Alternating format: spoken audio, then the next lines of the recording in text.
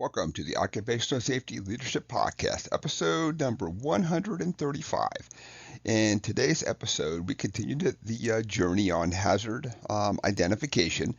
And along this journey, as I was a young man, I I used to call it a near miss when something happened. And I think I'm at the point over the last year or so when I really want to change my terminology and call it a near hit.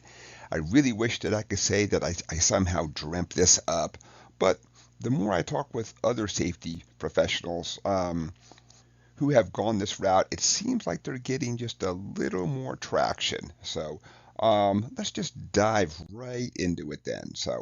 Um, Employees are the greatest source of identifying hazards.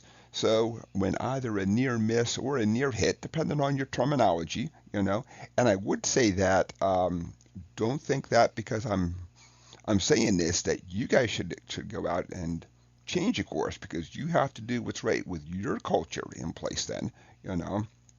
Um, it seems to me like the terminology is very similar. So I tried to look up the exact definitions of both, and they're both almost 100% the same thing. So I'm not going to go over the definitions, and all that kind of stuff then. Um, and this is just more of a personal, I'm still in the process of gathering data. But I think that a near hit seems to have a more serious consequence associated with it. Um, and I think that I would get more traction when talking with the management folks, of course, obviously, that we've had a near hit as opposed to a near miss. Uh, Now, I don't just do it for accidents and all that kind of stuff then, or like potential near miss or near hits. I'll do mine for chemical leaks and all that kind of stuff. But let's just purely talk about a terminology then.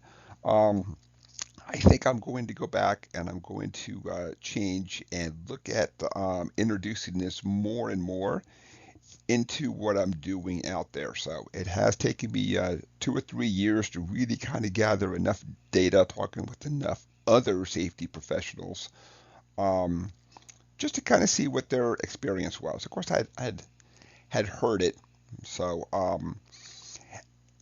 I think I'm going to change it to a near hit then. So always do what's right for you and your company. So episode 135, super short one today. We continued the journey on hazard identification, and we talked a little bit about um, at least my experience in the almost 30 years, calling it a near miss. And I think I'm at the point that I'm going to change everything that I shouldn't say everything, but a lot of things I'm doing over to a near hit. I know it's not an overnight change, of course, and all that stuff then.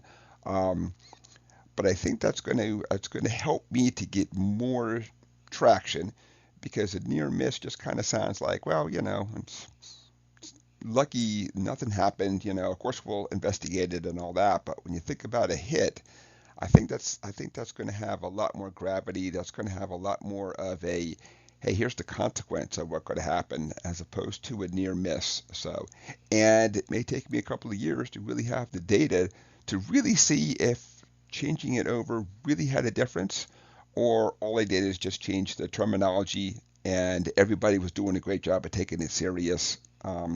Anyway, so episode 135 is complete. I want to thank everybody for joining me today. My name is Dr. David Ayers. Thank you and have a safe day.